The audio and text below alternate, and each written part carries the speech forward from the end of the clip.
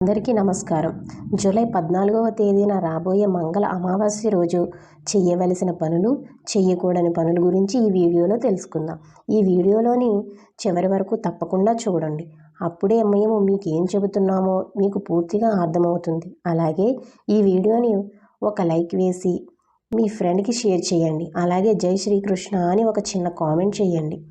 July 14వ తేదీన రాబోయే మంగళ అమావాస్య సాధారణమైన అమావాస్య కాదు. సంవత్సరంలో అత్యంత శక్తివంతమైన రోజుల్లో ఇది ఒకటిగా పరిగణించబడుతుంది. మంగళవారం రోజున అమావాస్య కలవడం వల్ల ఈ తిథికి మరింత ఆధ్యాత్మిక శక్తి లభిస్తుందని పెద్దలు చెబుతుంటారు. ఎన్నో సంవత్సరములుగా ఋషులు, మహానుభావులు, ఆధ్యాత్మిక గురువులు ఈ రోజున ప్రత్యేకంగా భావించి అనేక పరిహారాలను సూచిస్తారు. మీరు కూడా ఈ అవకాశాన్ని సరిగ్గా ఉపయోగించుకుంటే మీ జీవితంలో ఊహించని మార్పులు మొదలయ్యే అవకాశం ఉందని విశ్వసిస్తారు.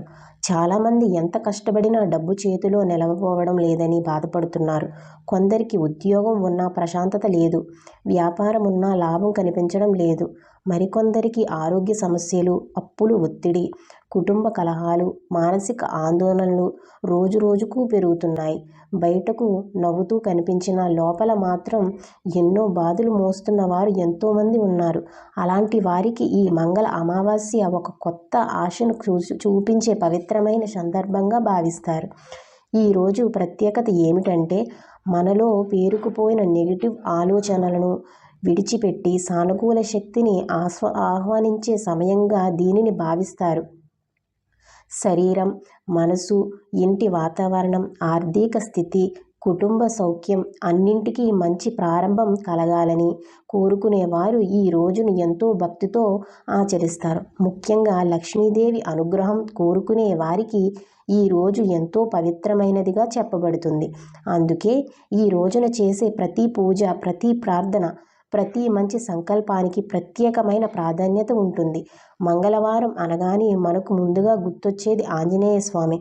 ధైర్యానికి, భక్తికి, రక్షణకు ప్రతీక అయిన ఆంజనేయ స్వామిని ఈ రోజున దర్శించడం చాలా శుభప్రదమని నమ్మకం.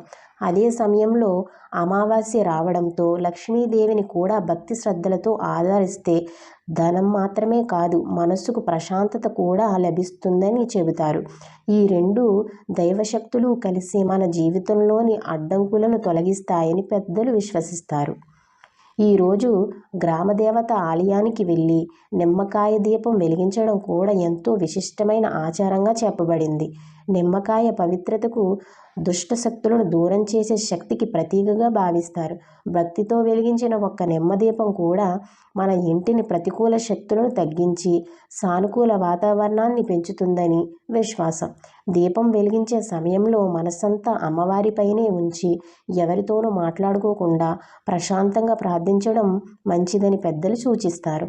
అలాగే ఈరోజు ఆంజనేయ స్వామి ఆలయంలో ఇచ్చే ఎర్రటి దారాన్ని చేతికి కట్టుకోవడం శుభప్రదమని చెబుతారు. ఆడవారు ఎడమ చేతికి, మగవారు కుడి చేతికి కట్టుకోవచ్చు. అలాగే అమావాస్య రోజున నల్ల దారాన్ని కాలికి కట్టుకోవడం ద్వారా దృష్టి ప్రభావం తగ్గుతుందని నమ్మకం. ఇది విశ్వాసానికి సంబంధించిన ఆచారాలైనప్పటికీ ఎంతోమంది భక్తులు వీటిని తరతరాలుగా పాటిస్తూ వస్తున్నారు. ఇంకా ఈ రోజున ఒక దొడ్డ ఉప్పు ప్యాకెట్ ఇంటికి తీసుకురావడం కూడా శుభప్రదమని భావిస్తారు. ఉప్పును లక్ష్మీదేవి స్వరూపంగా పరిగణించే సాంప్రదాయం మన సంస్కృతిలో చాలా కాలంగా ఉంది. ముఖ్యంగా రాళ్ల ఉప్పును ఇంట్లో ఉంచడం వల్ల ప్రతికూల శక్తి, ఇంటి వాతావరణం పవిత్రంగా మారుతుందని పెద్దలు చెబుతారు. ఈ ఉప్పును పూజలో, వంటల్లో లేదా కొన్ని సాంప్రదాయ పరిహారాల్లో ఉపయోగించడం ద్వారా శుభ ఫలితాలు కలుగుతాయని విశ్వాసం. ఇంటి ముందు బూడిద గుమ్మడికాయను కట్టడం కూడా ఈ రోజున చేసే ముఖ్యమైన ఆచారాల్లో ఒకటి. గుమ్మడికాయకు పసుపు రాసి, కుంకుమ బొట్లు పెట్టి, స్వస్తిక్ గుర్తు వేసి గుమ్మానికి బయట వేలాడదీస్తారు. ఇలా చేయడం వల్ల నరదృష్టి, అసూయ, ప్రతికూల శక్తుల ప్రభావం తగ్గుతుందని చెబుతారు. ప్రతి ఇంటిపైన మంచి చూపుతో చూసేవారు ఎంతమందో ఉంటారు, అలాగే చెడు చూపుతో చూసేవారు ఉంటారని పెద్దలు చెప్పిన మాటలు ఇప్పటికీ వినిపిస్తుంటాయి. ఒకవేళ గుమ్మడికాయ కట్టడం సాధ్యం కాకపోతే ఆంజనేయ స్వామి ఆలయంలో పూజ చేయించి నిమ్మకాయలను ఇంటి గుమ్మానికి బయట కట్టవచ్చని చాలామంది పాటించే సాంప్రదాయం. ఇలా చేయడం ద్వారా ఇంటి చుట్టూ రక్షణ వలయం ఏర్పడుతుంది. నమ్మకం. ఇది శాస్త్రీయంగా నిరూపితమైన విషయం కాకపోయినా భక్తి మరియు సాంప్రదాయ విశ్వాసంలో భాగంగా ఎంతోమంది ఆచరిస్తున్నారు. ముఖ్యంగా అమావాస్య రోజున ఇలాంటి ఆచారాలను మరింత భక్తితో నిర్వహిస్తారు. ఈ మంగళ అమావాస్యలో అత్యంత విశేషంగా చెప్పబడే ఒక పరిహారం వేప చెట్టుతో సంబంధించినది. వేప చెట్టును మన సంస్కృతిలో దేవతా వృక్షంగా భావిస్తారు. వేప ఆకులు, వేప గాలి, వేప నీడ అన్నీ కూడా పవిత్రతకు, ఆరోగ్యానికి, శుద్ధికి ప్రతీకలుగా చెప్పబడ్డాయి. అందుకే ఈ పవిత్రమైన రోజున వేప చెట్టు దగ్గర చేసే ఒక చిన్న పరిహారం కూడా అనేక మంది విశ్వాసం ప్రకారం జీవితంలో సానుకూల మార్పులకు కారణమవుతుందని చెబుతారు. అయితే ఆ పరిహారం ఎలా చెయ్యాలి, ఏ సమయంలో చెయ్యాలి, ఏ వస్తువును అవసరం, ఏ జాగ్రత్తలు తీసుకోవాలి అనే అత్యంత ముఖ్యమైన విషయాన్ని ఇప్పుడు వివరంగా తెలుసుకుందాం. ఇప్పుడు ఈ మంగళ అమావాస్యలో ఎక్కువ మంది చేసే అత్యంత విశేషమైన పరిహారం గురించి తెలుసుకుందాం. ఈ పరిహారం ఖర్చుతో కూడుకున్నది కాదు, కానీ భక్తి, విశ్వాసం, మంచి సంకల్పం తప్పనిసరిగా ఉండాలి. ముఖ్యంగా వేప చెట్టు దగ్గర ఈ పరిహారం చేయడం వల్ల మన జీవితంలో పేరుకుపోయిన ప్రతికూల శక్తులు తొలగిపోతాయని పెద్దలు విశ్వసిస్తారు. అందుకే ఈ పరిహారాన్ని ఎన్నో సంవత్సరాలుగా ఆచరిస్తూ భక్తులు వస్తున్నారు. వేప చెట్టుకు మన భారతీయ సంస్కృతిలో సాధారణ చెట్టుగా ఎప్పుడూ చూడకూడదు. దీనిని దేవతా వృక్షంగా, అమ్మవారి కరుణకు ప్రతీకగా భావిస్తారు. వేప చెట్టు నీడలో కాసేపు కూర్చున్న మనసుకు ప్రశాంతత కలుగుతుందని, వేపగాలి శరీరానికి ఆరోగ్యాన్ని అందిస్తుందని మన పెద్దలు చెప్పేవారు. అందుకే ఈ పవిత్రమైన రోజున వేప చెట్టు దగ్గర చేసే ప్రార్థనకు ప్రత్యేకమైన ప్రాధాన్యత ఇచ్చారు. అయితే ఒక విషయం మాత్రం తప్పకుండా గుర్తుంచుకోవాలి. ఈ పరిహారం ఇంటి ప్రాంగణంలో ఉన్న వేప చెట్టు దగ్గర చెయ్యకూడదు. అలాగే ఆలయం ఆవరణంలో ఉన్న వేప చెట్టు దగ్గర కూడా చెయ్యకూడదు. రోడ్డు పక్కన లేదా బయట ఉన్న వేప చెట్టు దగ్గర ఈ పరిహారం చేస్తే మంచిదని సాంప్రదాయం చెబుతుంది. ఇది ఆచార విశ్వాసంలో భాగమని గుర్తుంచుకోవాలి. ఈ పరిహారం చేయడానికి సరైన సమయం కూడా ఎంతో ముఖ్యమైనదిగా భావిస్తారు. సాయంత్రం సూర్యాస్తమయం అయిన తర్వాత సుమారు 6 గంటల నుంచి రాత్రి 10 గంటల మధ్యలో చేయడం శుభప్రదమని పెద్దలు సూచిస్తున్నారు. ఆ సమయంలో మనసు ప్రశాంతంగా ఉండాలి, తొందరపాటు ఉండకూడదు. భక్తితో చేసే ప్రతి పని మరింత ఫలితాన్ని ఇస్తుందని విశ్వసిస్తారు. ముందే ఒక తెల్లటి కాగితాన్ని తీసుకోవాలి. ఆ కాగితంపై ఎలాంటి గీతలు, అక్షరాలు, ముద్రలు ఉండకూడదు. పరిశుభ్రమైన కొత్త కాగితం అయితే మరింత మంచిదని చెబుతారు. ఎందుకంటే మన సంకల్పాన్ని స్వచ్ఛమైన మనసుతో ప్రారంభిస్తున్నాము భావనకు ఇది ప్రతీకగా భావిస్తారు. ఆ తర్వాత ఎరుపు రంగు పెన్ను లేదా ఎరుపు స్కెచ్తో మీ జీవితంలో మిమ్మల్ని ఎక్కువగా బాధిస్తున్న ఒక ప్రధాన సమస్యను రాయాలి. అది అప్పు సమస్య కావచ్చును, ఉద్యోగ సమస్య కావచ్చును, ఆరోగ్య ఇబ్బంది కావచ్చు, వివాహంతో ఆలస్యం కావచ్చు, కుటుంబ కలహాలు కావచ్చు, లేదా వ్యాపార నష్టాలు కావచ్చు. ఏ సమస్య మీ మనసును ఎక్కువ బాధిస్తుందో అదే ఒక్కటి మాత్రమే రాయడం మంచిదని చెబుతారు. సమస్య రాసిన తర్వాత ఆ కాగితంపై కొన్ని వస్తువులు ఉంచాలి. ముందుగా 1 స్పూన్ రాళ్ళ ఉప్పు వేయాలి. తర్వాత 1 స్పూన్ నల్ల ఆవాలు ఉంచాలి. వాటితో పాటు కొద్దిగా ఎర్ర కుంకుమ వేయాలి. ఆ తర్వాత 4 ఎండుమిరపకాయలు, 4 లవంగాలు, 2 వెల్లుల్లి రెబ్బలు ఉంచాలి. ఈ వస్తువులన్నీ సాంప్రదాయ పరిహారాలు ప్రత్యేకమైన స్థానాన్ని కలిగి ఉన్నాయని పెద్దలు చెబుతారు. రాళ్ళ ఉప్పును లక్ష్మీదేవి కృపకు ప్రతీకగా భావిస్తారు. నల్ల ఆవాలను దృష్టిని గ్రహించే శక్తికి చెబుతారు. ఎర్ర కుంకుమ శుభానికి, విజయానికి సూచికగా పరిగణిస్తారు. ఎండుమిరపకాయలు ప్రతికూల శక్తులను దూరం చేస్తాయని, లవంగాలు పవిత్రతను పెంచుతాయని, వెల్లుల్లి చెడు ప్రభావాలను తగ్గిస్తుందని గ్రామీణ ప్రాంతాల్లో ఇప్పటికీ చాలామంది విశ్వసిస్తుంటారు. ఈ వస్తువులన్నిటిని కాగితంలో చక్కగా పొట్లంలాగా చుట్టాలి. పొట్లం విప్పుకుపోకుండా జాగ్రత్తగా మడవాలి. తర్వాత దానికి చేతితో పట్టుకుని వేప చెట్టు దగ్గరకు వెళ్ళాలి. అక్కడికి వెళ్ళిన వెంటనే తొందర పడకుండా ముందుగా వేప చెట్టుకు నమస్కారం చేయాలి. వీలైతే 1 చెంబు నీళ్లు చెట్టు మొదట్లో పోయడం కూడా శుభప్రదమని పెద్దలు చెబుతారు. అవకాశం ఉంటే వేప చెట్టుకు 11 ప్రదక్షిణలు చేయొచ్చు. ఆరోగ్యం లేదా పరిస్థితులు అనుమతించకపోతే ఒకసారి భక్తితో నమస్కారం చేసినా సరిపోతుందని చాలామంది ఆచరిస్తారు. ముఖ్యమైనది సంఖ్య కాదు, మనసులోని భక్తి. నిజమైన ప్రార్థన ఎప్పుడూ హృదయం నుంచి రావాలని ఆధ్యాత్మిక గురువులు చెబుతారు. ప్రదక్షిణ చేసిన తర్వాత చేతిలో ఉన్న పొట్లాన్ని గుండెకు దగ్గరగా పెట్టుకుని మీ కోరికను మనస్ఫూర్తిగా చెప్పుకోవాలి. మా ఇంటిలోని కష్టాలు తొలగాలి, అప్పుల బాధ తగ్గాలి, ఆరోగ్యం కలగాలి, కుటుంబంలో శాంతి రావాలి, మంచి ఆదాయం రావాలి అనే విధంగా మీ మనసులో ఉన్న సంకల్పాన్ని ప్రశాంతంగా చెప్పుకోవచ్చు. ప్రార్థనలో నిజాయితీ ఉంటే మనసుకే ముందుగా బలం వస్తుంది. ఆ తర్వాత ఆ పొట్లాన్ని మీ తల చుట్టూ కుడివైపు నుంచి ఎడమవైపుకు 3 సార్లు, ఎడమవైపు నుంచి కుడివైపుకు 3 సార్లు తిప్పాలి. ఈ ప్రక్రియ ద్వారా మన మీద ఉన్న ప్రతికూల ప్రభావాలు తొలగిపోతాయని విశ్వాసం. అనంతరం ఆ పొట్లాన్ని వేప చెట్టు మొదట్లో నెమ్మదిగా ఉంచాలి. విసరడం లేదా నిర్లక్ష్యంగా పడేయడం చేయకూడదు. పొట్లాన్ని ఉంచిన తర్వాత ఒక విషయం తప్పకుండా గుర్తుంచుకోవాలి. వెనక్కి తిరిగి చూడకుండా నేరుగా ఇంటికి వెళ్ళాలి. దారిలో అవసరం లేకపోతే ఎవరితోనూ మాట్లాడకుండా ప్రశాంతంగా వెళ్ళడం మంచిదని సాంప్రదాయం చెబుతుంది. ఇంటికి చేరుకున్న తర్వాత చేతులు కాళ్ళు శుభ్రంగా కడుక్కొని మాత్రమే ఇంట్లోకి అడుగుపెట్టాలి. ఇది శుద్ధికి ప్రతీకగా భావించబడుతుంది.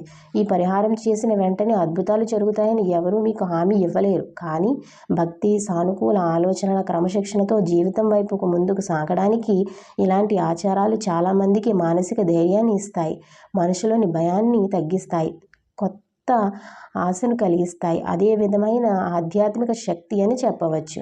ఈ మంగళ అమావాస్య రోజున పరిహారాలు మాత్రమే కాదు, దానం చేయడం కూడా ఎంతో శుభప్రదంగా భావిస్తారు. మన దగ్గర ఉన్న దాంట్లో కొంత భాగాన్ని అవసరమైతే వారికి ఇవ్వడం లేదా మనసుకు సంతృప్తి కలుగుతుంది. అలాగే దానం చేయడం వల్ల పుణ్యఫలం లభిస్తుందని మన పురాణాలు చెబుతున్నాయి. ముఖ్యంగా ఈ పవిత్రమైన రోజున చేసిన చిన్న సహాయం కూడా గొప్ప ఫలితాన్ని ఇస్తుందని పెద్దలు విశ్వసిస్తారు.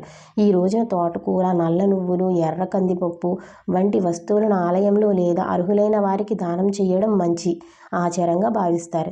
మీ శక్తికి తగ్గట్లుగా దక్షిణతో కలిపి సమర్పిస్తే మరింత శుభఫలం కలుగుతుందని చెబుతారు. దానం అనేది ధనంతోనే చేయవలసిన అవసరం లేదు. మనసుతో చేసిన సహాయం కూడా దానమే. భక్తితో చేసే ప్రతి మంచి పని జీవితంలో సానుకూల మార్పులను దారితీస్తుంది. అమావాస్య అంటే పితృదేవతలను స్మరించే పవిత్రమైన తిథిగా కూడా భావిస్తారు. మన పూర్వీకులు ఆశీర్వాదం ఉంటే జీవితంలో ఎన్నో అడ్డంకులు తొలగిపోతాయని పెద్దలు చెబుతూ ఉంటారు. అందుకే ఈ రోజున వారి పేర్లు తలుచుకుని ప్రార్థించడం లేదా మంచిదని అంటారు. మన కుటుంబానికి వారు చేసిన సేవలు గుర్తు చేసుకోవడం కూడా ఒక విధమైన కృతజ్ఞతే. ఈ రోజున కాకికి ఒక ముద్ద అన్నం పెట్టడం కూడా చాలామంది పాటించే సాంప్రదాయం.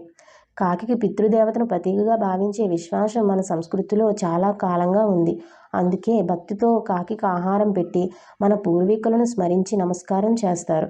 ఇలా చేయడం వల్ల కుటుంబంపై వారిని ఆశీర్వాదం ఎల్లప్పుడూ ఉంటుందని నమ్ముతారు.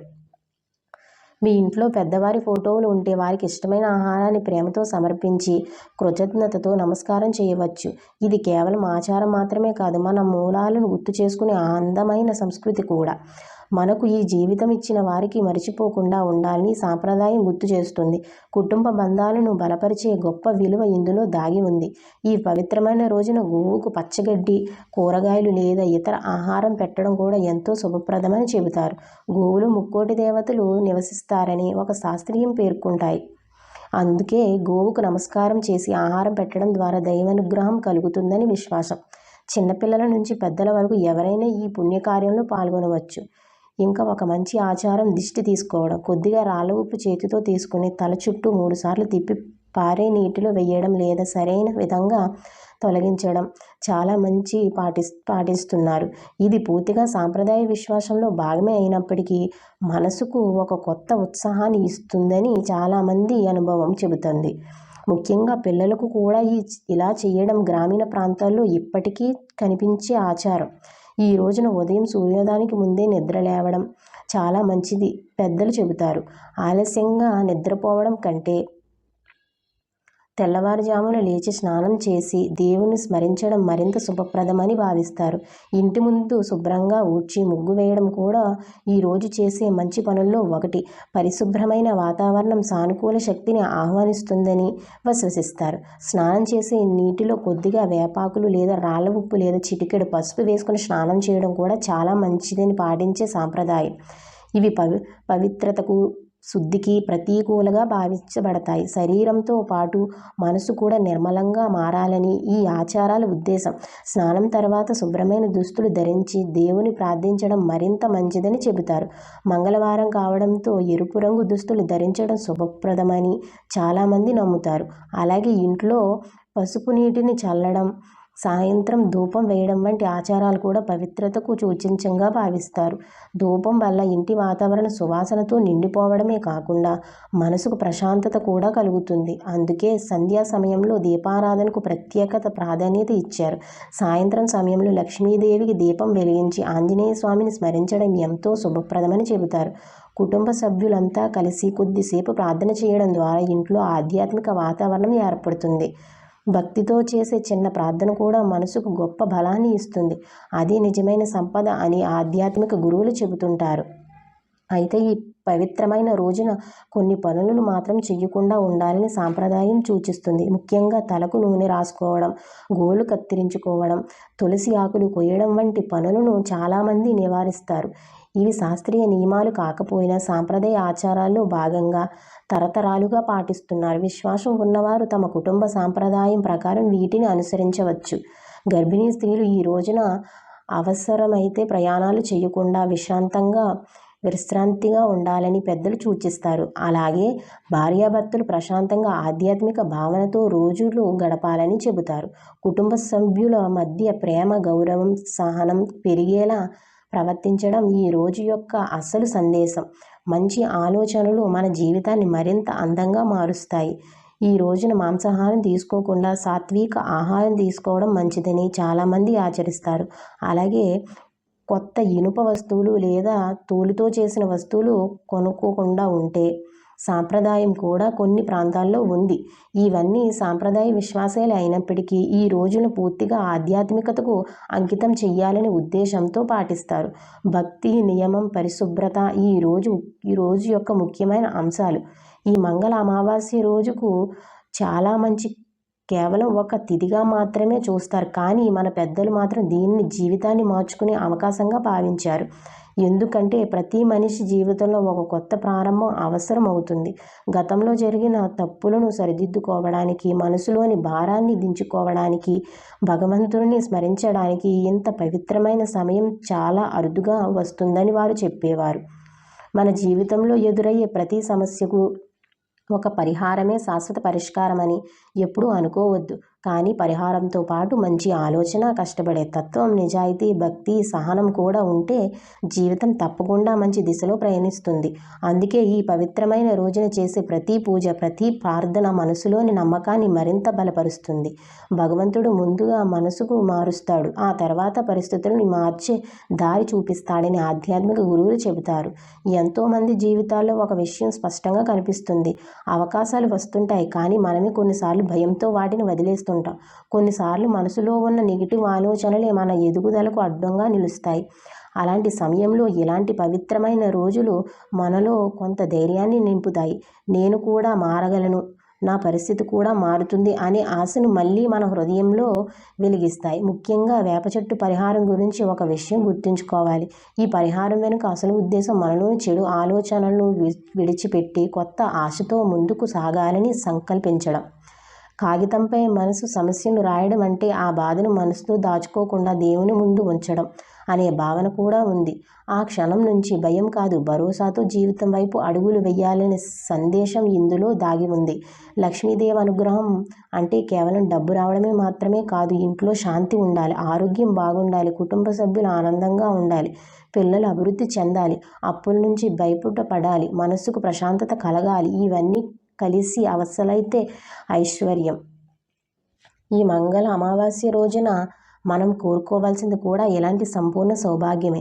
ఆంజనేయ స్వామిని భక్తితో స్మరించినప్పుడు మనసులోని భయం క్రమంగా తగ్గుతుంది, ధైర్యం పెరుగుతుంది, జీవితంలో కొన్ని కష్టాలు వచ్చినా ఎదుర్కొనే శక్తి వస్తుంది. అందుకే మంగళవారం రోజున ఆంజనేయ స్వామి ఆలయానికి వెళ్ళి భక్తితో నమస్కారం చేయడం ఎంతోమంది జీవితాల్లో ఒక మంచి అలవాటుగా మారుతుంది. భక్తితో పలికే జై శ్రీరామ్, జై హనుమాన్ అనే నామస్మరణ కూడా మనసుకు అపారమైన శక్తిని ఇస్తుంది.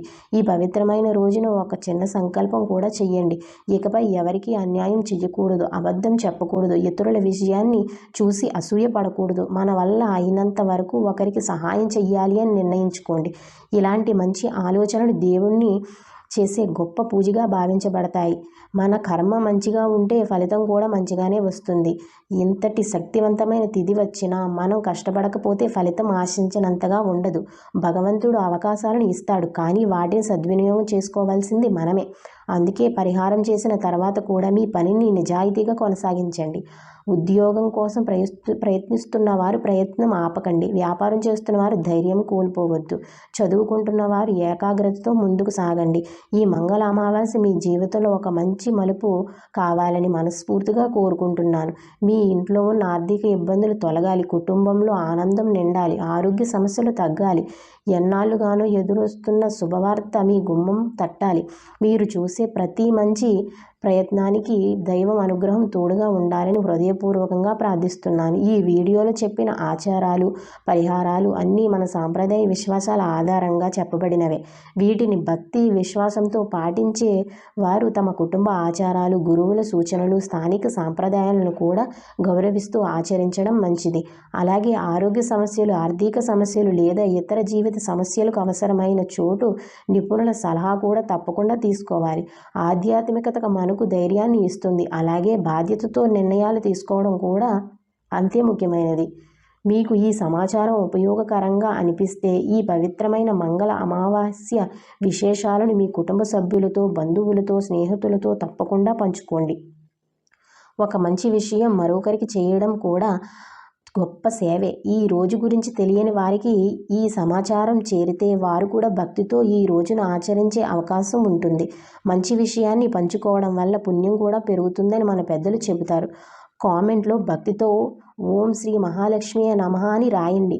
మీ సంకల్పం కూడా కామెంట్ రూపంలో భగవంతునికి సమర్పించండి. మహాలక్ష్మీదేవి కృపతో మీ ఇంటిలో సుఖశాంతులు, ఐశ్వర్యం, ఆరోగ్యం, ఆనందం నిత్యం నిలవాలి మనస్ఫూర్తిగా కోరుకుంటూ మళ్ళీ మరో ఆధ్యాత్మికత విశేషంతో కలుద్దాం. నమస్కారం.